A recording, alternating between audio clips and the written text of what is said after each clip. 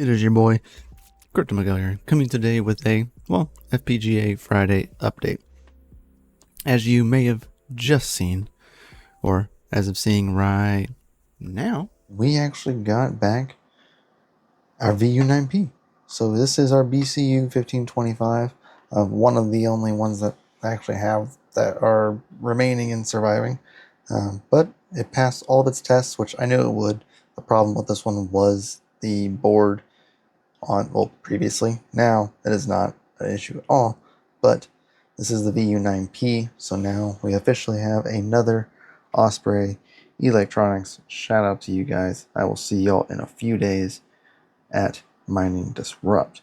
And of course, they're actually a sponsor this year. They actually sponsored me to go to Mining Disrupt this year. So shout out to y'all guys. See you soon. We'll get some cool updates and maybe I'll talk about some cool stuff coming up. But nonetheless, we got this up.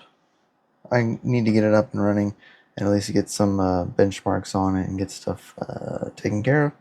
So let's go get this bad boy plugged in and whoop-bam. Alright, it is on, plugged in, cable's kind of in the way, but we're up and running. I have a few of these actually off to save power and cut down the heat load in here because it's kind of warm. So we'll hop back into here. We'll see where we'll be at. We're at 16.3 amps at the time of plugging this in. So we're not really mining yet, but we'll watch that. So let's go inside. The beast is back, right? So it is back. It is home. We have now have it outside. It is in the well house. It is up. It is running. And we're going to go over the BCU 1525 that has now become the Osprey E100 VU9P, which is just a awesome card to begin with. I've always loved my my BCUs.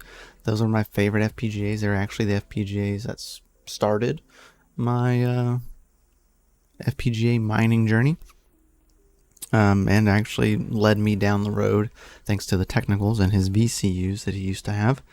Led me down the road of taking FPGA classes at Boulder, Colorado online, as well as just owning them for years and running them. I've had a few BCU1525s throughout my mining career. A good buddy of mine also had some, but they are hard to come by in good condition.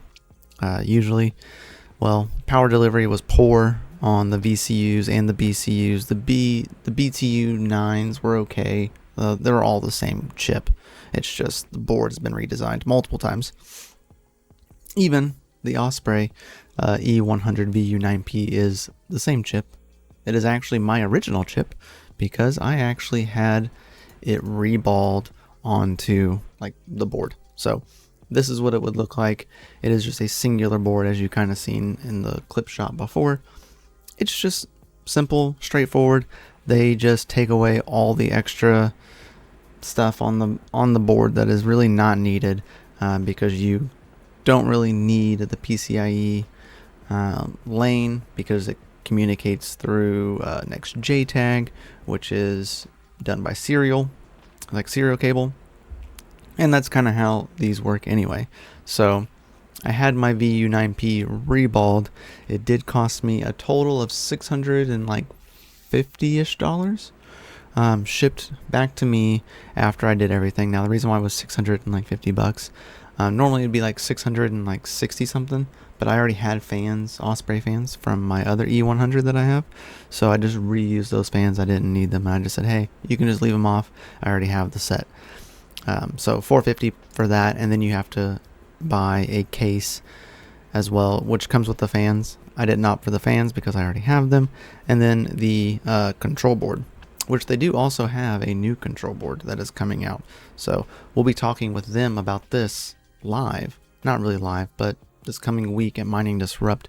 We'll be talking about the maybe the reasons for the upgrade, as well as if you guys have any questions for Osprey, drop them down in the comment section below and I will ask them myself at Mining Disrupt 2024, which you can get tickets for if you don't have tickets down in the description below. I'd greatly appreciate it. And Osprey is a sponsor for me this year. They actually sponsored me to be at Mining Disrupt as well. So shout out to Osprey, and I love working with them. So went ahead, I reballed, got the new board, or got the new, to me, hashing board. It shares the same DNA number that I used to have, so I still have my next JTAG license for my board, which is pretty cool. We can actually cross-reference that. Now, these aren't for, you can't just buy these, you have to reball them. And the best reason why they most likely sell the 33 and the 35 is because they are capable across the board. The VU9P, I cannot mine Alphium as of right now. They were working on a bitstream for it.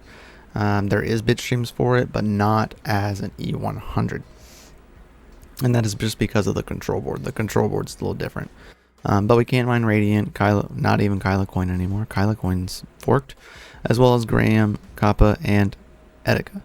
So our mining via the E100 platform is a little bit more limited than it was previously. All of my other bitstreams don't technically work now, which is okay because I was having power delivery issues on my board anyway. So that was my main issue, and which is why I ended up having it reballed in the first place. And that is just because power delivery issues.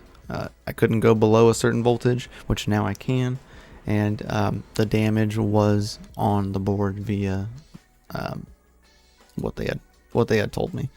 So good to know.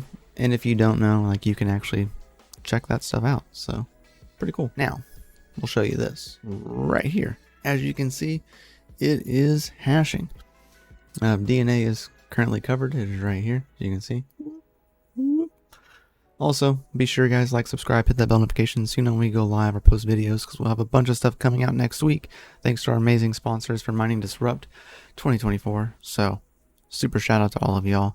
And you can send donations, find links to everything that I have affiliated with down in the description below. That is a coin request link. That'll just give you all of my socials and also gives you a chance to donate in crypto, no KYC provided. Pretty cool. So running at the same clocks you can actually run the VU35P at.